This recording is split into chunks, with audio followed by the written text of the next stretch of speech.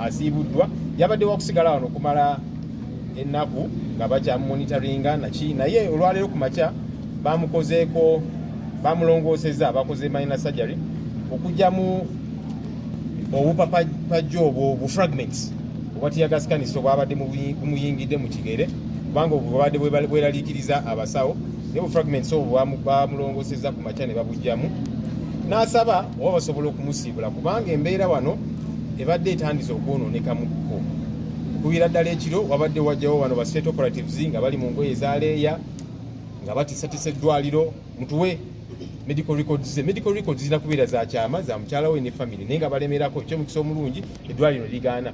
babadde bagezaako okwakisesinga room gye yabaddemu naye abaana bafa security nga babalemesa nga bagoba naye kakati ki kye mwagala exactly mwagambye nti omuntu ono yaseeredde n'agwa kati mumwagaza ki lwaki mumulumbye ne mu ddwaliro gyali mugezaako okuyingira ekisenge kyali kiki exactly muleetera abantu okulowooza nti oba oli awo mulina ekigendererwa kubanga mwamutusizaako obulabe mwamutusizaako naye ate ne mu ddwaliro ne bamugoberera nga bagezaako naye leero nga bagezaako okwakisesinga ruumu ye by force so kati yasabye Honorable Kyagulanyi yasabye eddwaliro nti engeri bu fragments buno gye babuggyemu basobola okumujjanjabira ewaka ne bamumonitoringira eyo kubanga wano embeera tagitegeera oba oli awo bajja kusinza amaanyi abantu bafe abamubaddeko bayingire ruumu ye kati tumanyi kigendererwa kyabwe kyomukisa omulungi eddwaliro likiriza asiibulwe bajja sigala nga bamujjanjabira ewaka nga bamumonitoringa asuuke naye tugamba gavumenti muleme kusindiikiriza bantu ennyindo bw'oginyigiriza ennyo egy'omusaayi kirabika mwagala okutuusa bannayuganda nga mutuusa obulabe ku bakulembeze ku mukulembeze waabwe gwe baagala muzze mukikola nga mukiddiŋŋana lwaki kikye mwagala ku bannayuganda mwebale nnyo ensi yonna yakirabye naye neweebuuza lwaki abantu bano beeswazaswaza twagala gavumenti etubuulire lwaki balinga buli kiseera bagezaako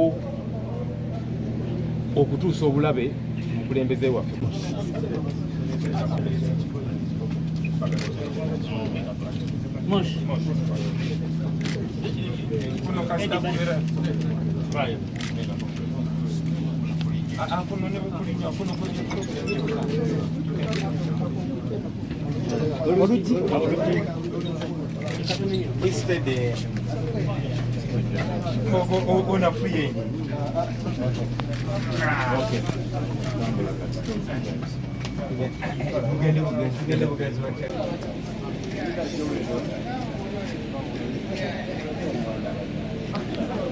Okay.